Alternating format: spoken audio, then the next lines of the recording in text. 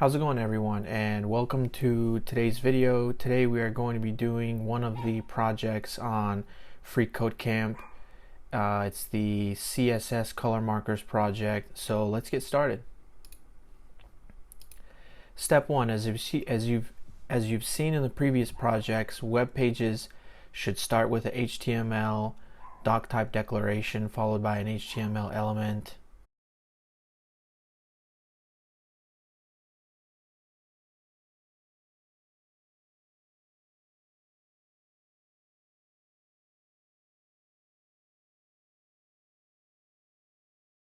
And then we will start with our HTML element, the language set to English.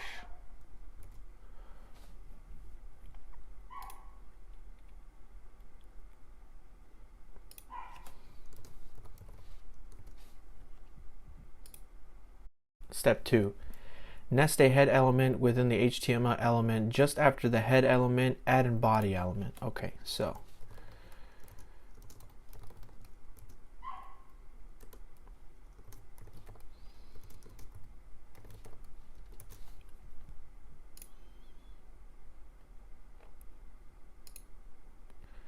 Step 3. Remember that the title element gives search engines extra information about the page, and it tells browsers to display what text to display at the title bar when the page opens. Within the head element, nest your title element with the text colored markers. Okay.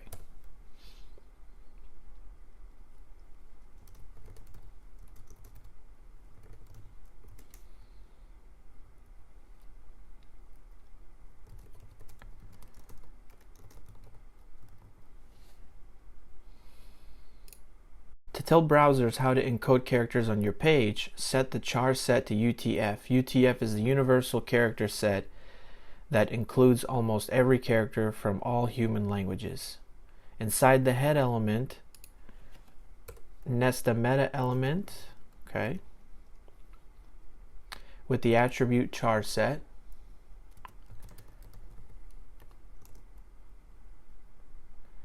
Set to UTF-8.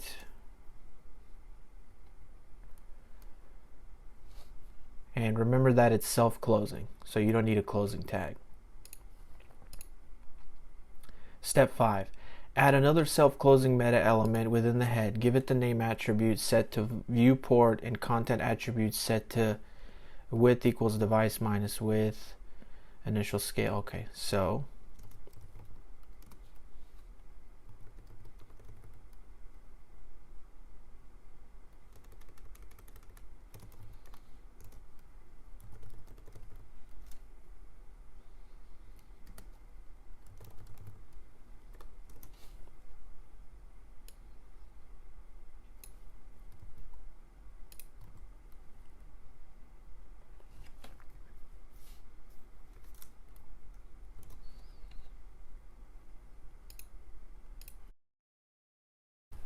Step 6. Now you are ready to start adding the content to the page. Within your body, nest the H1 element with the text CSS color markers.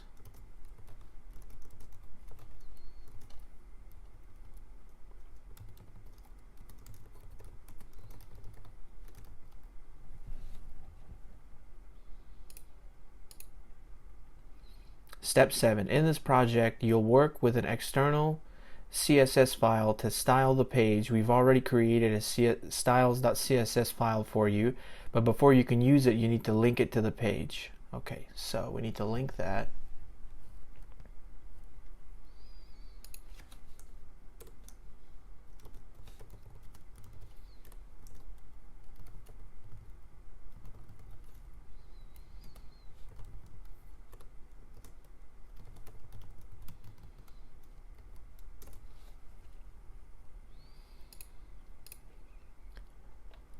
Step 8. Now that your external CSS file is set up, you can start styling the page. As a reminder, here's how to target a paragraph element and align it to the right.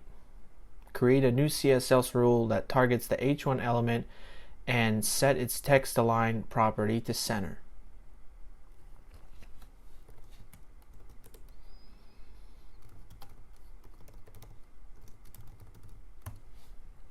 And there we go, now we're centered.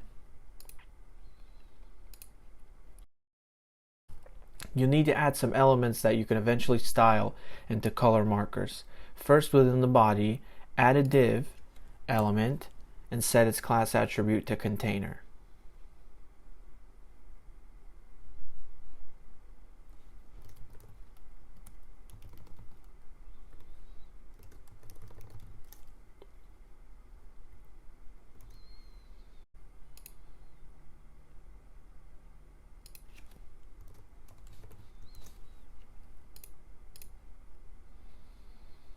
Step 10. Next, within the div element, add another div element and give it a class of marker.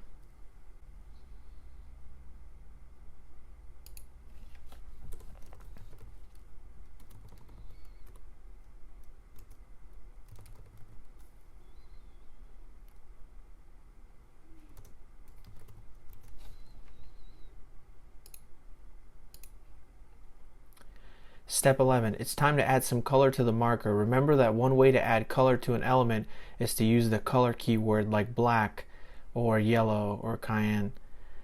As a reminder, here's how to target a class, FreeCodeCamp. Create a new CSS rule that targets the class marker and set its background color property to red.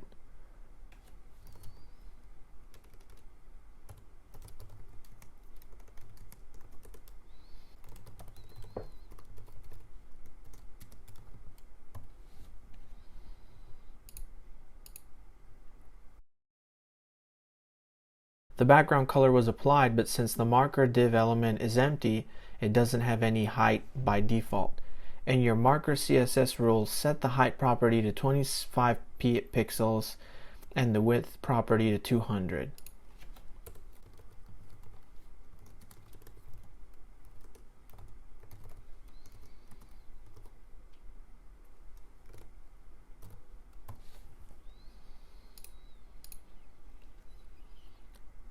Your marker would look better if it was centered in the page. It's easy, just with the margin short. Okay.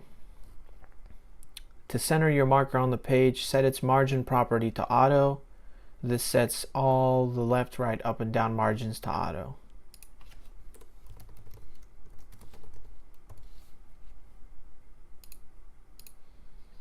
Step 14. Now that you've got one marker centered with color, it's time to add a few other markers.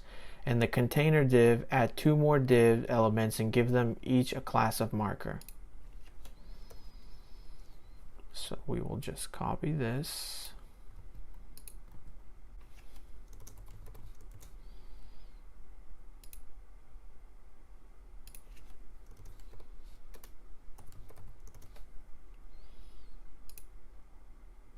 Step 15. While you have three separate marker div elements, they look like one big rectangle. You should add some space between them and make it easier to see each element. When the shorthand margin property has two values, it sets margin top and margin bottom to the first value, and margin left and margin right to the second value.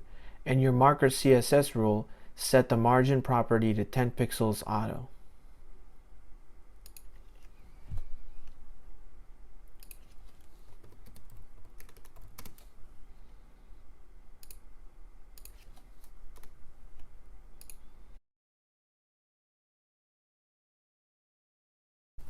Step 16. To give the markers different colors, you will need to add a unique class to each one. Multiple classes can be added to an element by listing them into a class attribute and separating them with a space. For example, the following adds both an animal and a dog classes to the div. To begin, add the class 1 to the first marker div.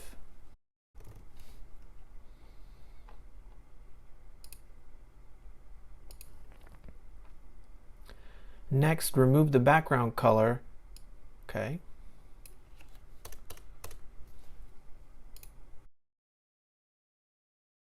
Then create a new CSS rule that targets the class 1 and sets its background color to red.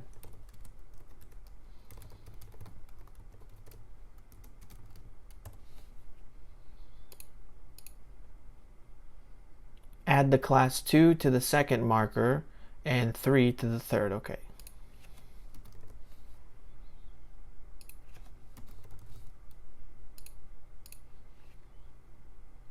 Create a CSS rule that targets the class 2 and sets its background color property to green.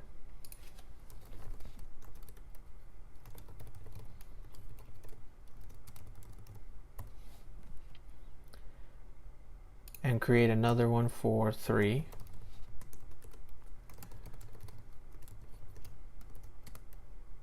Blue. Okay, so now you can look over here to the right. We've got a red marker, a green marker, and a blue marker. Step 21. There are 2 main color models. Red, green, blue model used in electronic devices. Okay. In this project, you'll work with the red, green, blue model. This means that the color begins as black and changes as different levels of red, green, and blue are introduced. Okay. With the RGB function and CSS, create a new CSS rule that targets the class container and sets its background color to RGB. Okay, so container, RGB.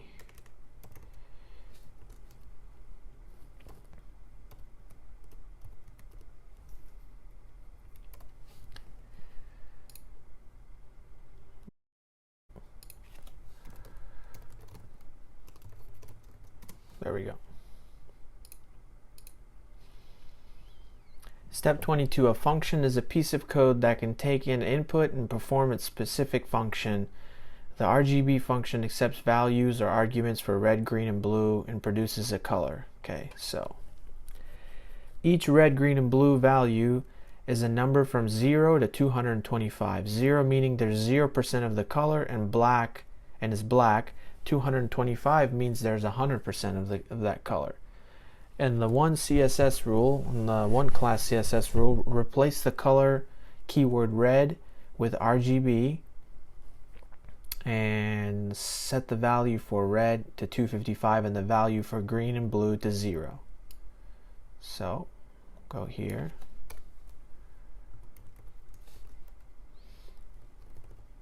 $255, 0, 0. Step 23. Notice that the background color for your marker is still red. This is because the red value is at a max of 255 and the green and blue values are set to 0. So in the class 2 and class 3 rules, set the background color for a max for green and a max for blue. Okay, so practically doing the same thing. RGB 0, 255, 0, because this is green, this is red, and this is blue.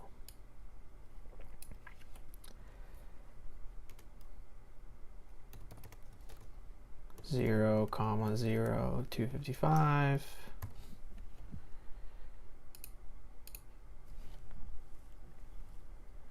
Step 24. While the red and blue markers look the same, the green one is much lighter than it was before. This is because the green color keyword is actually darker and halfway between black and the maximum value for green.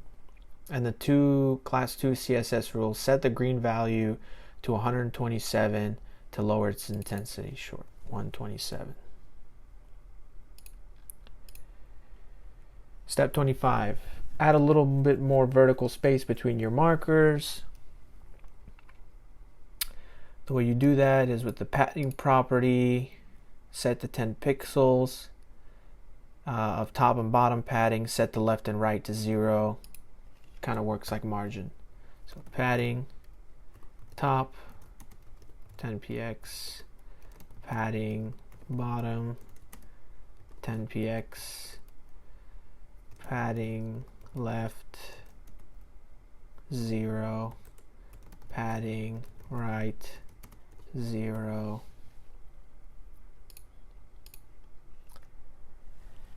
Step 26. In the additive red, green, blue color model, the primary colors, colors are colors that when combined create pure white. But for this to happen, each color needs to be at its highest intensity.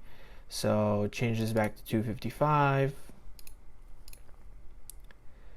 Now that you've done that, it's time to combine them. The RGB function And the container rule, set red, green, and blue to the max of 255. So 255 for red, 255 for green, 255 for blue, which will give you the color white.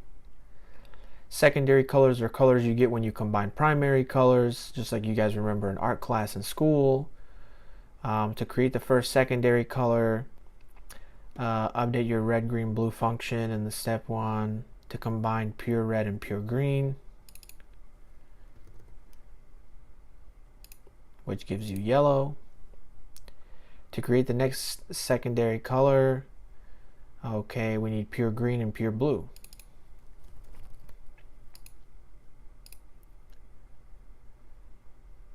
To create the final secondary color, magenta, we need pure blue and pure red.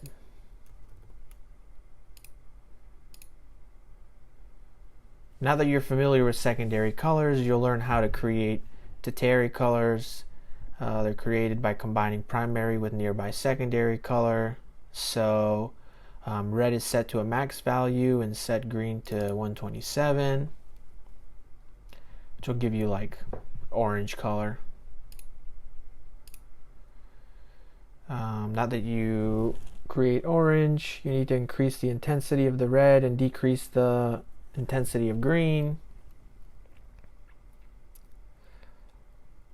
Okay, so to create spring green, combine cayenne and green.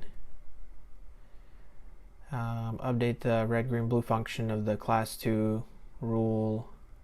Green at its max value and blue to 127.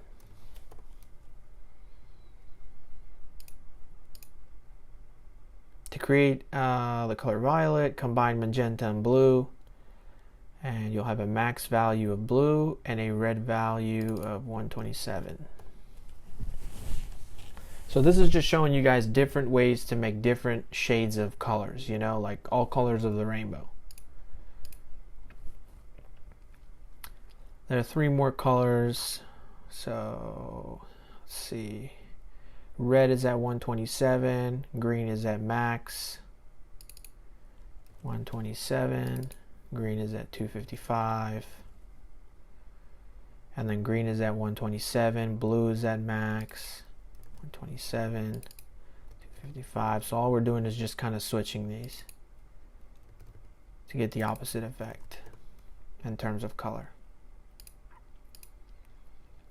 Step 35, now that you've gone through all the primary and secondary colors and tertiary colors, on the color wheel it's easier to understand the color theory concepts and how they impact design.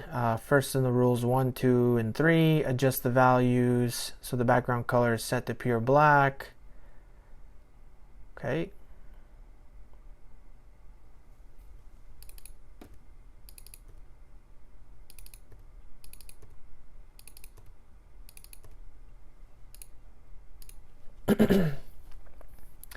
The color wheel is a circle with similar colors and hues, and they are near each other. Different ones are farther apart. 2 colors are opposite from each other, and the color wheel is complementary colors. Okay. The red, green, blue function for the class 1 CSS rule, set red to max to produce a pure red. Set green and, okay, so for 2, set values green and blue to max.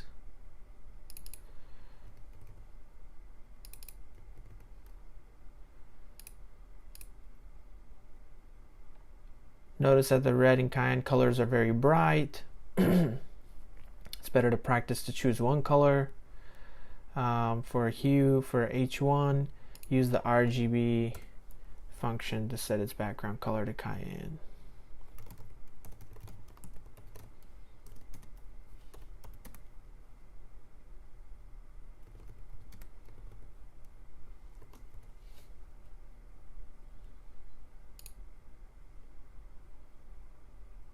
Oh.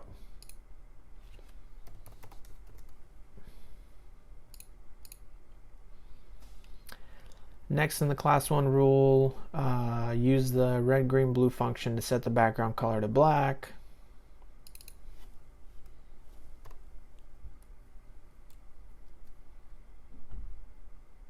And for 2, set the background color to red.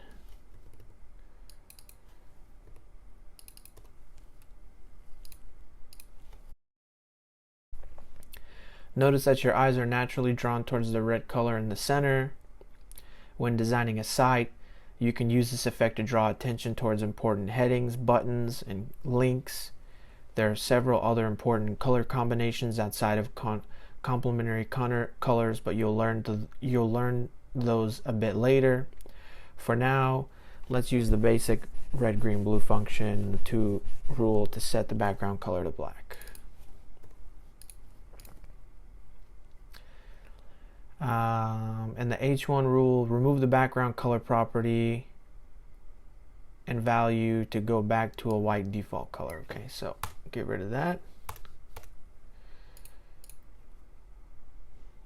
It's time to add other details to the markers, starting with the first one. In your first div element, change the class 1 to red.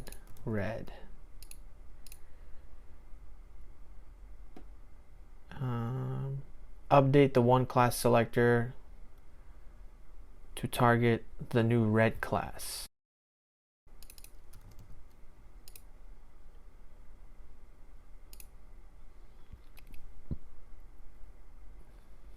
And update the value so it's actually red. Okay. Now change the class 2 to green and 3 to blue. Green and blue. Oh.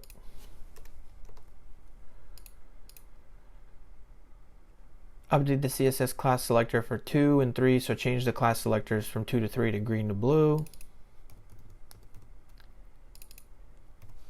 Blue, okay. Now you want to change the color. There we go. You may already be familiar with decimal or base 10 values and go from 0 to 9, hexadecimal or base 16 values, 0 to 9, then A to F. With the hex colors, 000% of that color, FF is 100. So 00FF00 translates to 0% red, 100% green, 0% blue, and the same goes for this. Lower the intensity of the green by setting its value to hex color 7F.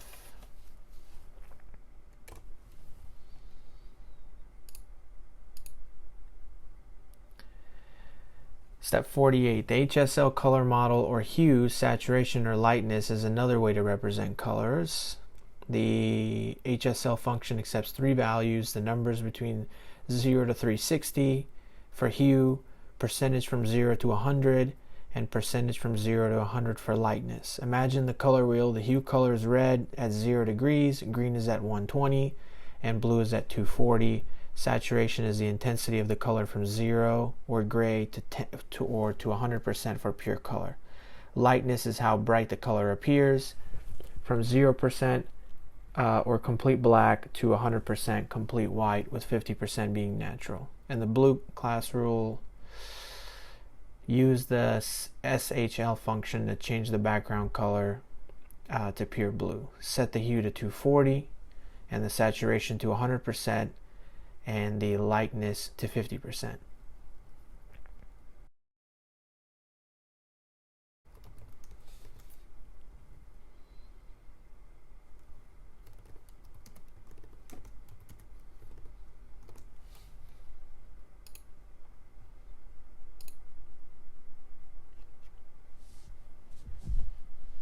Step 49, you've learned a few ways to set flat colors, but you can also use color transition or a gradient.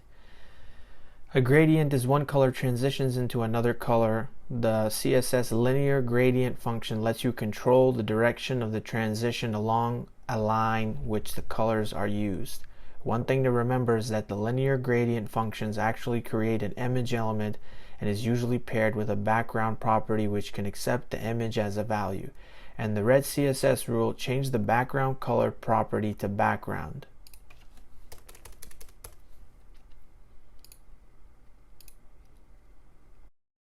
Now you apply a red to green gradient along the 90-degree line to the first marker.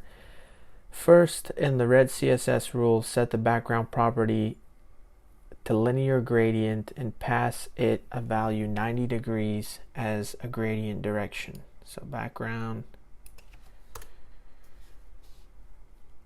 linear gradient, and 90 degrees.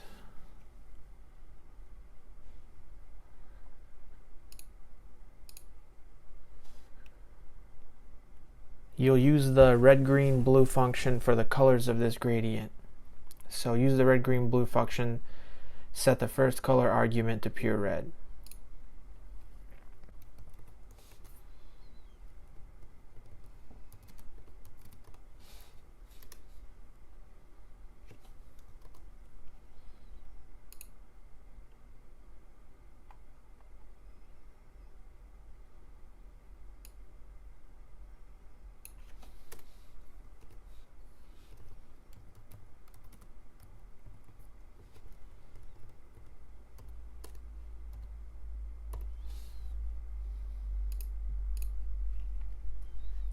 You won't see a gradient yet because the linear gradient function needs at least 2 color arguments to work. And the same linear gradient function uses the red, green, blue function to set the second color argument to pure green.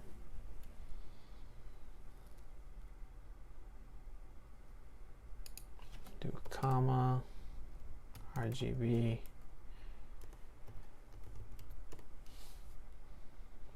Wow. That's pretty cool.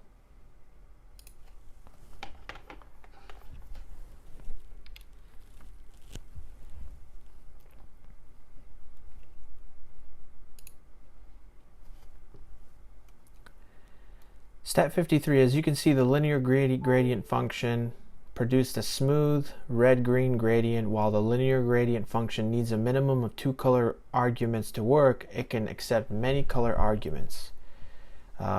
Use it to add a pure blue as a third color argument. So same thing, we'll just do comma, RGB, 0, 0, 255, parentheses. Wow, so it goes from red to green to blue. Pretty cool. Color stops allow you to fine-tune the color where the colors are placed along the gradient line. They are a length unit like px or percentages that follow a color in a linear gradient function. For example, in this red black gradient, the transition from red to black takes place at 90% point along the gradient line, so red takes up most of the available space. And the linear gradient function at a 75% color stop after the first red color argument. Do not add color stops to other color arguments. Oh, okay, so they want it after. So 75%.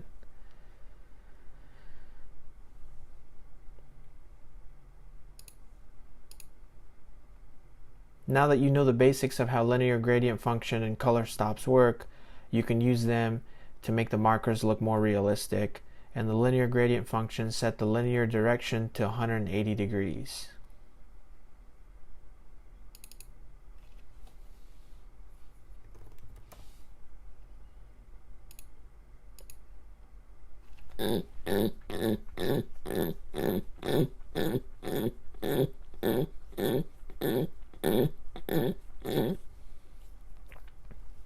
Next the color stop.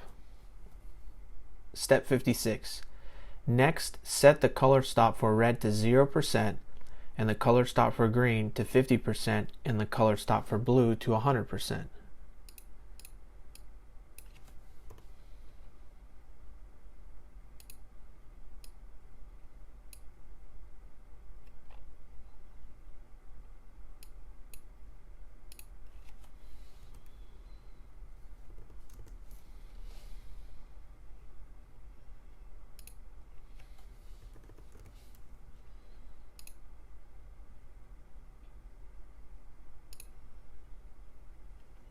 Step 57, now that the color stops are set, you'll apply different shades of red to each color argument in the linear gradient function. The shades on the top and bottom edges of the marker will be darker, while the one in the middle will be lighter, as if there's a light above it.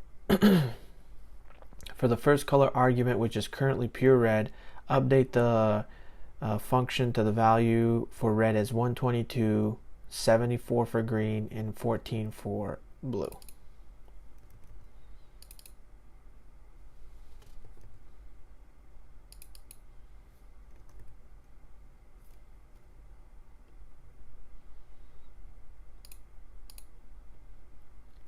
Now modify the second. So the value of red is 245. Green is 62.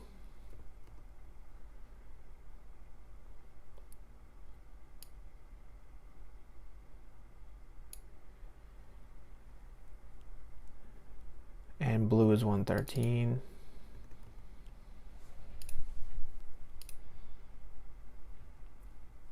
Finally, modify the third color argument. So 162 for red, 27 for green, and 27 for blue.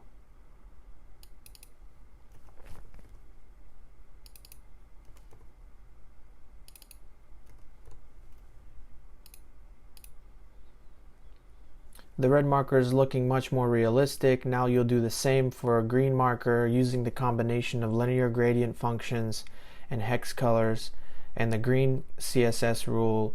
Change the background color property to background.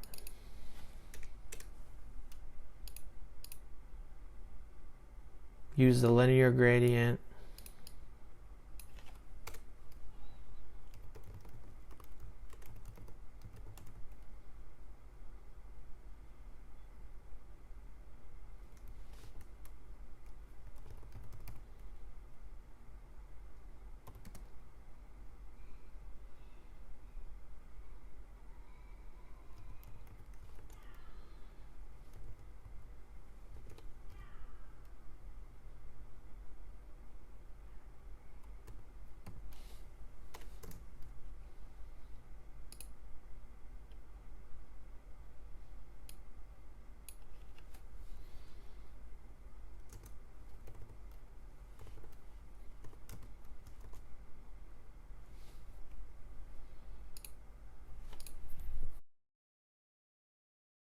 Step 62, for the second color argument, use the hex color code with the values 71 for red, F5 for green, and 3E for blue.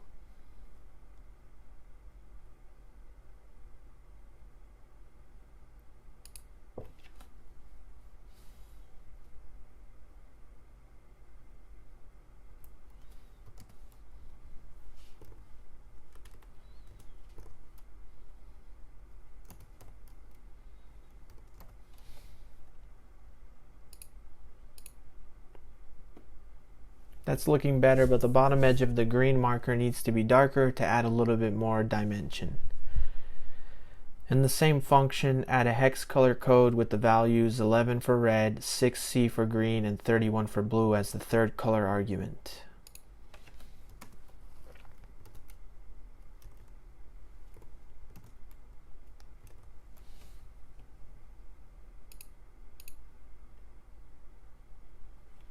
Even without color stops, you might have noticed that the colors for the green marker transition at the same points as the red marker.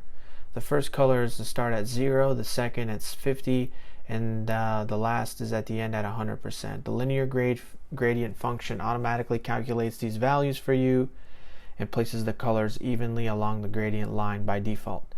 In the red class CSS rule, remove the 3 color stops from the linear gradient functions to clean up your code a bit.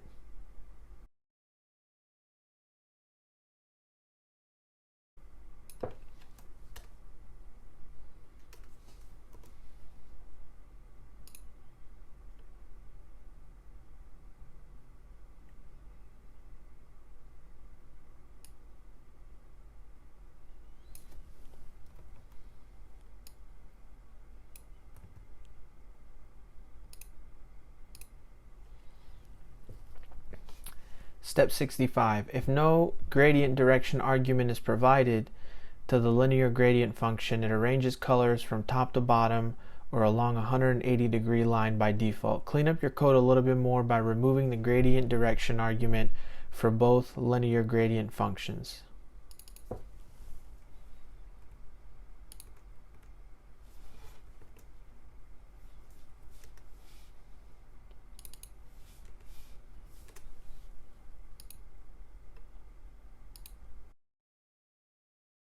Step 66. You'll apply the gradient for the blue marker. This time we'll use a HSL function as color arguments. In the blue CSS rule, change the background color property to background.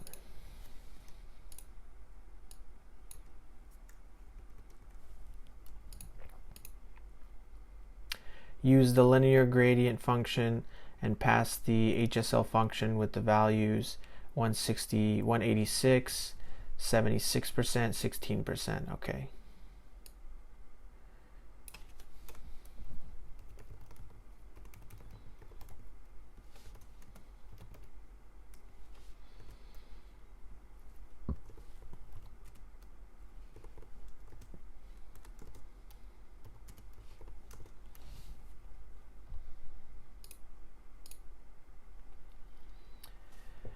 As the second color argument, pass the HSL function with the values 223 for hue, 90% for saturation, and 60% for lightness.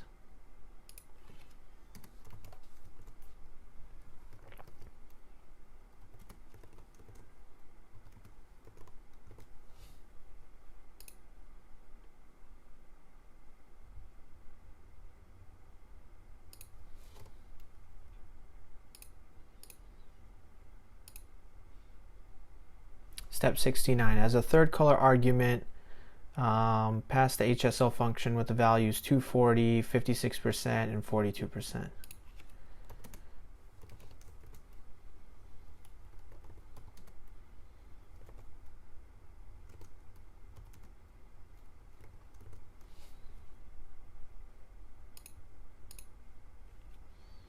Now that the markers have the correct colors, it's time to build the marker sleeves. Start with the red marker.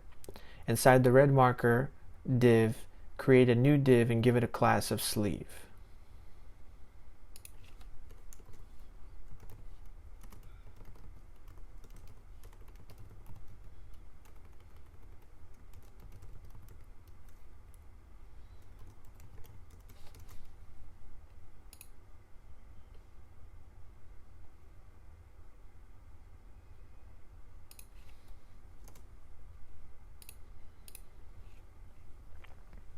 Create a new CSS rule that targets the class C sleeve.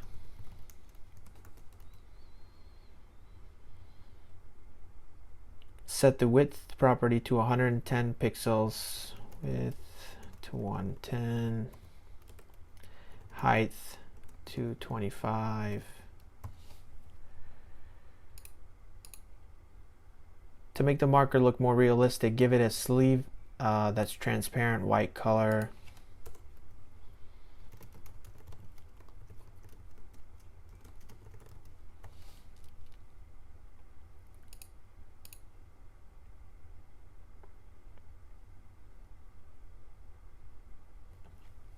Opacity describes how opaque or non-transparent something is. For example, a solid wall is opaque and no light can pass through it, but a drinking glass is much more transparent and you can see through the glass on the other side.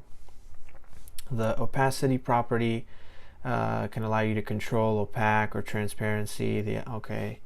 So with a value of 0 or 0%, be completely transparent. 1 to be 100, the element will become set the opacity to 0.05. There you go.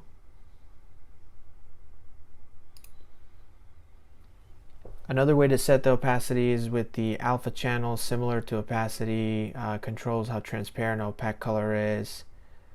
Remove the opacity property and value.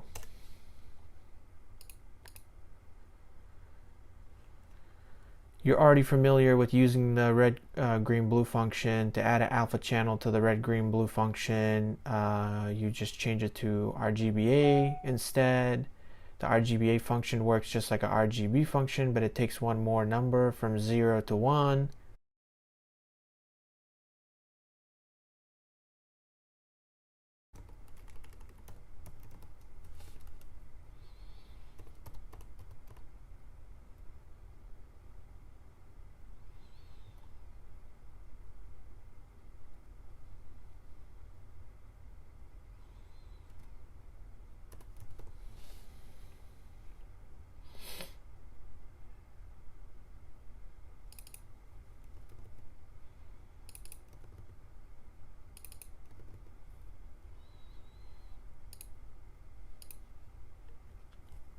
Your sleeve is looking good, but it would look better if it was positioned more towards the right side of the marker. One way to do that is to add another element before the sleeve to push it to the right. Add a new div with the class cap before the sleeve element. Okay, so class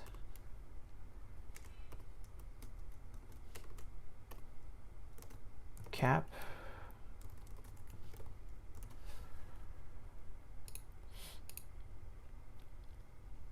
Create a new rule to target the class cap. So cap width to 60, height to 25. It looks like your sleeve disappeared, but don't worry, it's still there. What happened is your new cap div is taking up the entire width of the marker and is pushing the sleeve down to the next line. This is because the default display property for the div elements is block. So when two block elements are next to each other, they stack like actual blocks, which is why you see what you see. So position the two div elements in the same line, set their display properties to inline block. Create a new rule to target both the cap and the sleeve classes.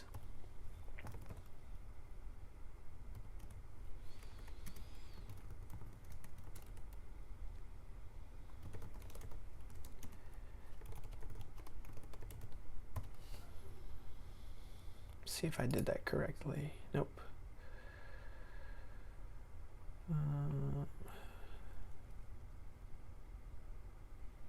Okay. Comma dot sleeve. There we go. In the last project, you learned a little bit about borders and border color. And the sleeve rule, add a border left width property with the value 10.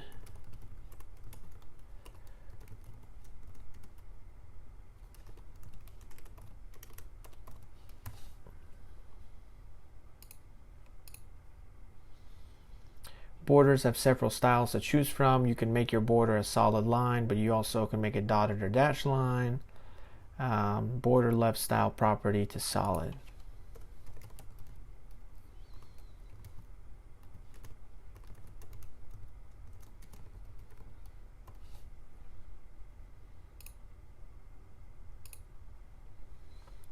Your border should be visible now. No color is set. Black is used by default. To make your code more readable, it's better to set the border color explicitly. And the sleeve CSS rule, add a border left color property with the value black.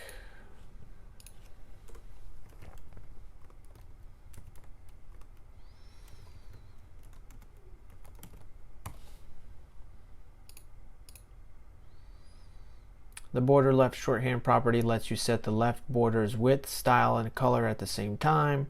Here's the syntax. In the sleeve, replace the border left width, border left style, and border left color properties with border left.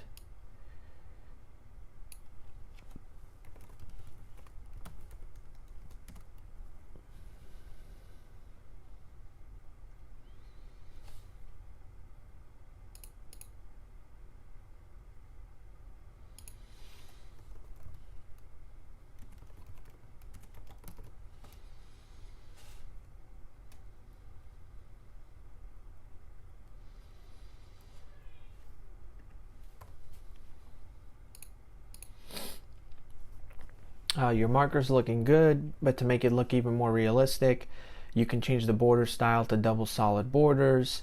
For border left shorthand property, change the border style value from solid to double.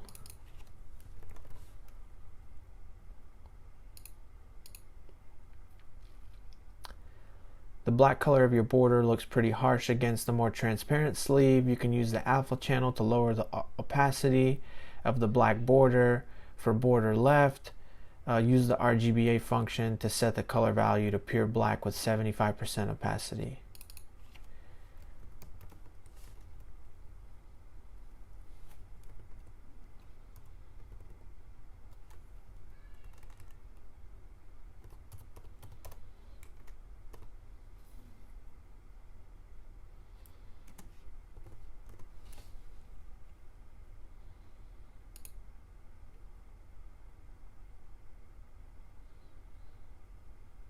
Okay.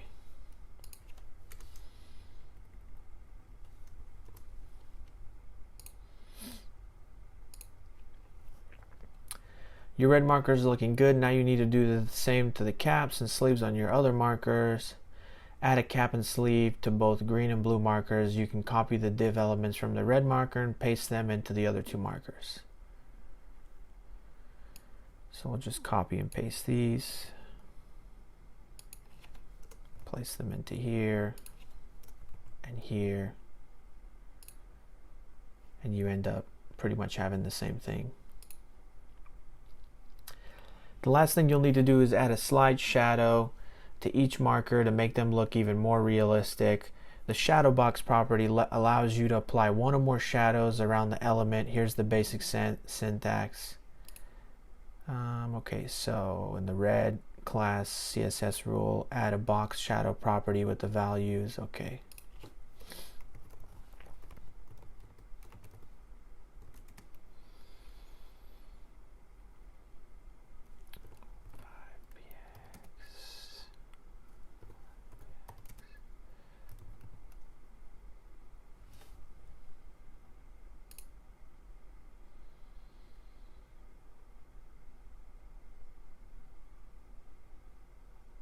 Oh, we don't need any commas. There we go. As you can see, the simple red shadow around your marker, okay. But if you wanted to position a shadow on the opposite side, you'd use negative values.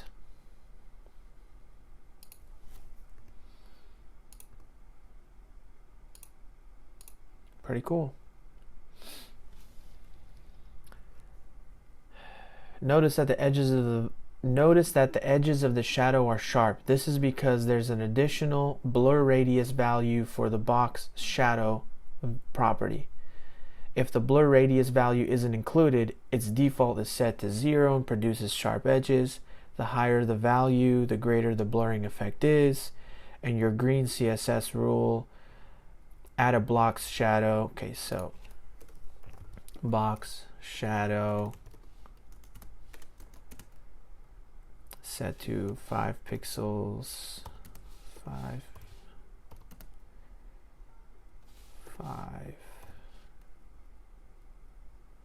Okay, we don't need commas like we said.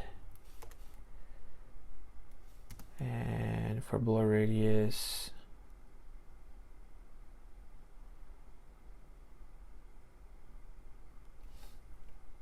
okay,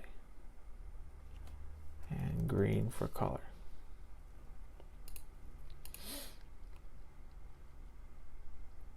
So now pretty much doing the same thing for blue.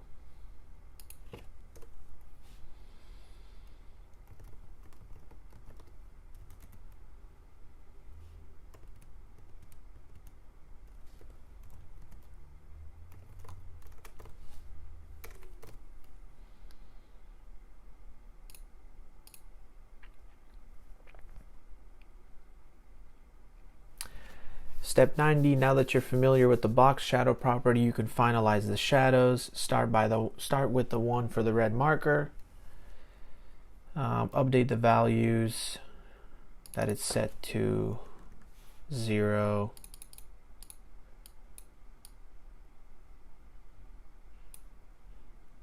0.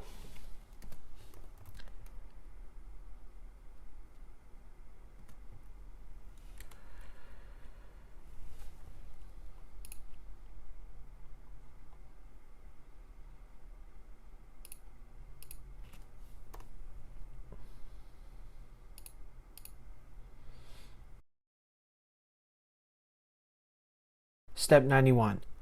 Next, update the color value for the red marker's box shadow property. Replace the color with the RGBA function.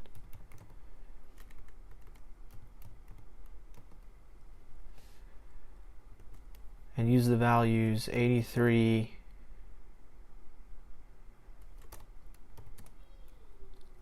14, and 14, 0.8.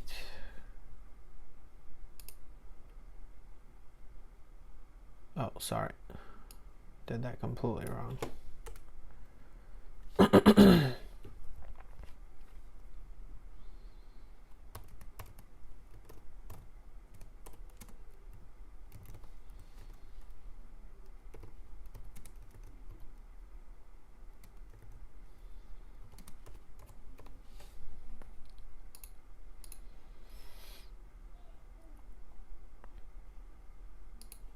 Step 92, the shadows for the green and blue markers will be the same position, blur, and spread. The only difference will be the colors. And the green and blue CSS class rules, update the values for the box shadow properties. So offset X is 0, offset Y is 0, blur radius is 20 px, and spread radius is 0. Leave the colors as green and blue for now.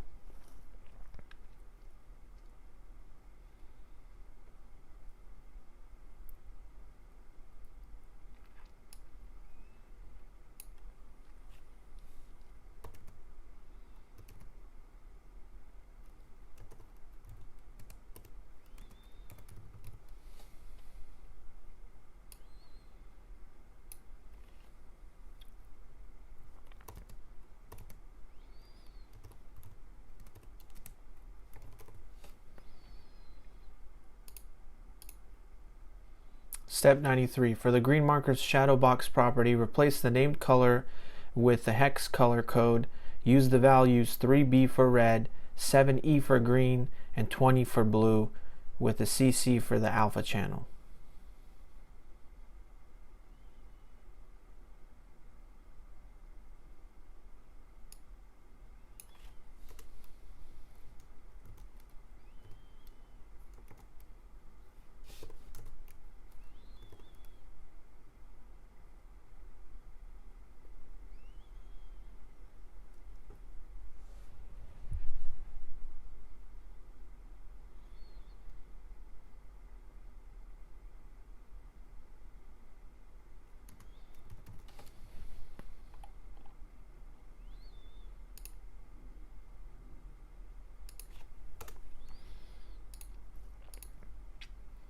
Step 94. Finally, for the blue marker's box shadow property, replace the named color with the HSLA function.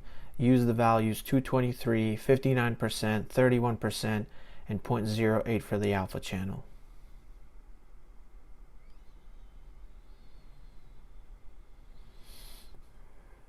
And with that, your set of colored markers is complete. So since I've already done this project before, it's showing it here. So 223 for your hue, 59% for saturation, 31% for your lightness, and 0.8 for your alpha channel. And we can see our markers. Alright everybody, thank you for watching the video. I appreciate it, and if you have any comments or questions, please mark down below, give a thumbs up, share, like, and have a great day.